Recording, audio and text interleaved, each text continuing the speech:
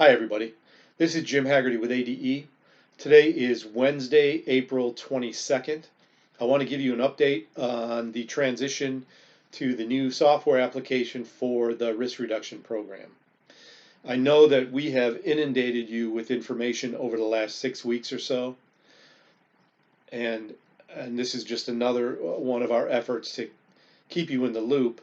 I guess I would rather err on the side of caution in giving out too much information than not giving out enough. And I know that there have been some concerns expressed, not only to ADE, but concerns expressed to DDS or DBHDD about the new application. I just want to make sure that I stay in touch with you and let you know what we're doing and why and what we can expect going forward. So, as I sit here today, we have done a number of the Q&A sessions whereby we introduce the application to the risk reduction programs. We've done probably 30 of those Q&A sessions. We do them every day at 10 o'clock, and we'll continue to do them as long as there is a demand for them. Through that process, you'll learn about the new application, some of the features in the new application. You'll also be given access to a demo account where you can go in and play around until you feel comfortable in upgrading to the new application. But let me just talk about why we did this. In the application you've been using for many years now is called PASS. PASS does three things really at its core. One, it facilitates the completion of the needs assessment for the student. Two, it can facilitate the transfer of that needs assessment to a clinical evaluator if that's necessary or appropriate. And three, through that application for the last 4 or 5 years or so, we've been collecting the rebate fees for DDS. The new application, which we call GARRP, at its core does those same things. If you have been having your students complete the needs assessment in writing, you can do that in GARRP. If you've been having them do it interactively in your office, about half of you have been doing that, you can continue to do that. There's a new option in there called the guided survey, which is really cool. The guided survey allows you or somebody you trust to ask the students the questions verbally and record their answers. And that way we can assist people who have difficulty with reading or comprehension. So the new GARRP also facilitates the transfer to a clinical evaluator if that's necessary. After the appropriate release has been signed, it also allows a fee to be charged for that service as well, just like as outlined in the current risk reduction program guidelines. Through this program, we will also continue to collect the rebate fees for DDS. So at its core, the two applications do the same things. We're just taking advantage of 2020 technology in this new GARRP program. Now, the GARRP program also does more. Now, these additional features, I want you to know, are all optional. They're cool and they're helpful, but they are optional. And there are still some open questions about a couple of them when we get past this emergency health crisis that we're in. As you know, certain emergency measures have been put in place that allow for things like the students to complete the needs assessment remotely. That up until this health crisis has not been allowed. Once we get past this health crisis, my sense is it will not be allowed again. That the students will have to come to a brick and mortar location to take the needs assessment, as it should be. But in this health crisis that we're in this era of social distancing, students are currently allowed to take the needs assessment remotely. The virtual classroom experience, whereby students attend class from home and the instructor is using GoToMeeting or Zoom or WebEx or some other similar program. That's a temporary measure that's allowed under these emergency rules. We needed to be able to facilitate registering students, getting them the materials that they need, having them pay for this course, and being able to attend the class virtually and take care of all of those functions without ever coming to a brick and mortar location. These are, again, temporary measures. So we have put some pretty cool features into the software program that are all optional, such as electronic signing of the intervention contract and the assessment contract and other documents. That's a pretty cool feature, but it is optional. We know that there are some programs that use a third-party app to have documents signed electronically, something like a DocuSign. It's perfectly fine. We also know that there are many scenarios under which a student is not going to sign the document electronically, that they're going to put a wet signature on a hard copy document. That's perfectly fine as well. The new program can accommodate all of those things. It can have the optional feature of having them sign documents directly through this application, or if they sign a hard copy document that you keep on file, you go into the application and you just note that you have the document and it's on file. So that's one example of an optional feature in this application. Payment is another one. This application allows the student to make direct payment directly through the GARRP application. Again, an optional feature. Should you choose to use it, again, there's a number of ways that can work. The student can pay with a credit card, and if you are one of the programs that currently accepts credit card payments, you know that you're paying a credit card service fee. If the student pays directly through the GARRP application, you no longer will be responsible for those credit card fees. So it could be a financial savings for you should you choose to do that.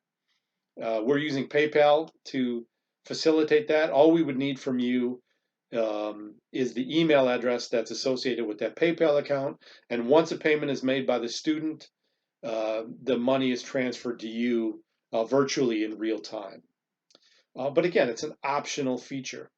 If you elect not to do that, you will just continue to receive invoices like you do from ADE now. The main difference with invoicing for the needs assessments is that we are moving to what's called an after-the-fact billing, which I think will be to your advantage. What that means is currently you have to pre-order needs assessment licenses from us. You contact ADE or through your PASS application, you make an order for a minimum of 12 needs assessment licenses. And then you use them, and as you use them, that list of available licenses is just decremented by one, and then when you need more, you order from us. In the new GARRP application, we're going to move to an after-the-fact billing, meaning, for example, this is April. You'll run as many needs assessments as you need to run in the month of April, and on May 1st, we'll send you an invoice for those assessment licenses. You no longer will have to put that money up front. So I think that's an advantage to the schools. Through this new GARRP application, we can deliver the classroom materials. We can deliver an electronic version of the Prime for Life workbook through the student portal. When the student registers, they'll have access to that electronic version.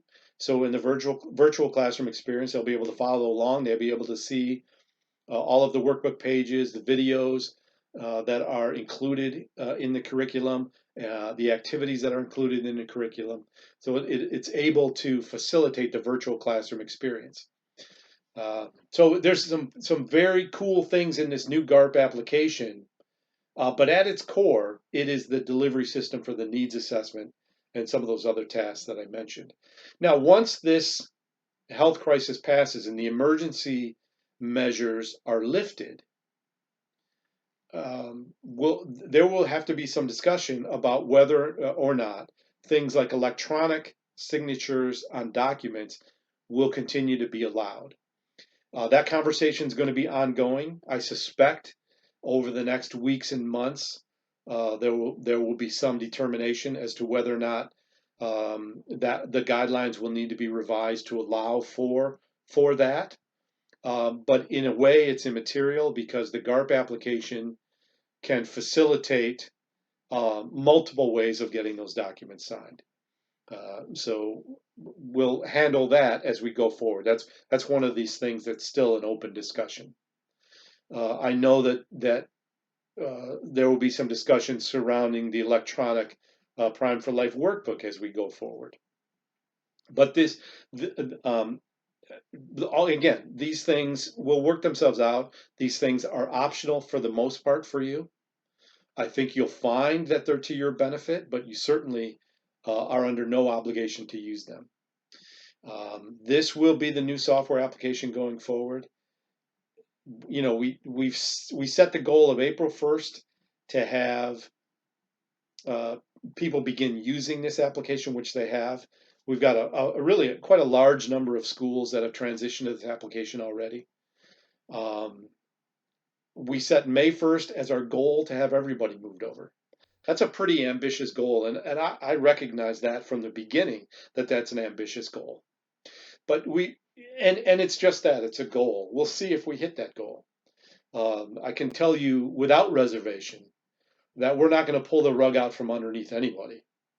If this extends past May 1st for a number of schools, well, that's the way it is, and we'll just deal with that. But we set the goal May 1st for a couple of reasons. One, schools want to hold class now. They want to hold their virtual class.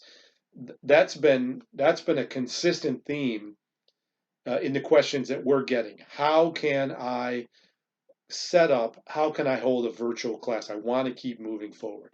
So there was some urgency to get this software out that supported that.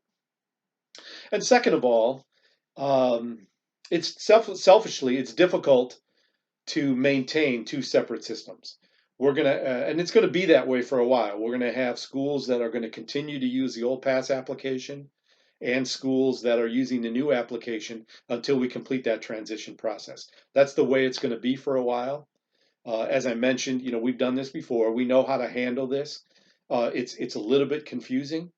It's a little bit difficult to maintain two systems. We want to move everybody to one system as soon as we practically can. So for those reasons, we've set May 1st as the goal. But I don't want anybody to feel too terribly pressured here.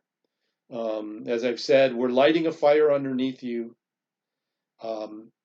because of reasons I've already explained. But at the same time, we want to make sure that you're comfortable, and we're doing what we can. We're doing the Q&A sessions every morning. There is a training manual included in the new GARRP application. We've got some training videos that we've done. I'm sure we'll refine those. We put those together fairly quickly.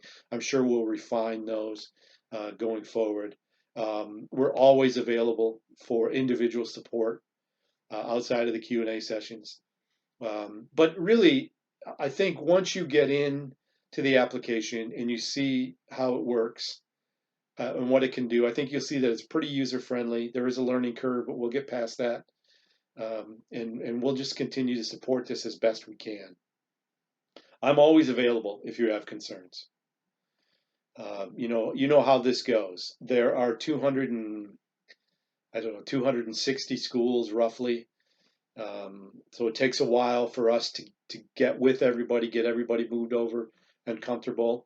But also, it's very ripe for miscommunication, misunderstanding.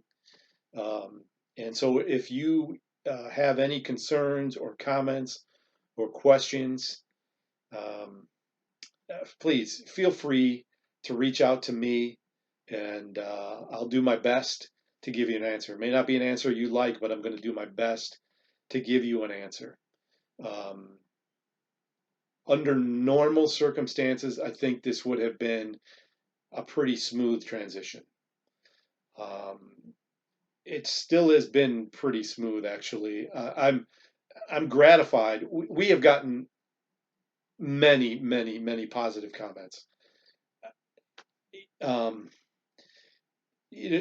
kind of frankly been surprising to me. It's been gratifying to hear the positive comments that we've gotten, but I also know that it's not a positive experience for everybody. So we want to do our best to work with you. Under normal circumstances, as I say, this would have been a smooth transition. This is anything but a normal circumstance. So again, we recognize that, but we're going to get through this. I think we're going to find, like we do so many times, that when we get a little bit down the road, a few months down the road, um, we're going to look at this new application and say, this thing's pretty cool. It does a lot of cool things. And we will resolve some of the open questions we have relative to the DDS guidelines. That's just going to take some time and some communication. I recognize this is a very lengthy video. Thank you if you've managed to stay till the end. Thank you for watching till the end. And please know that you can reach out to me with any questions. My email is jim, at adeincorp.com. Probably the best way to reach me given the current situation. Anyway, thank you for your time. I'm sure there will be more updates as we go forward. And I hope everybody is safe and well.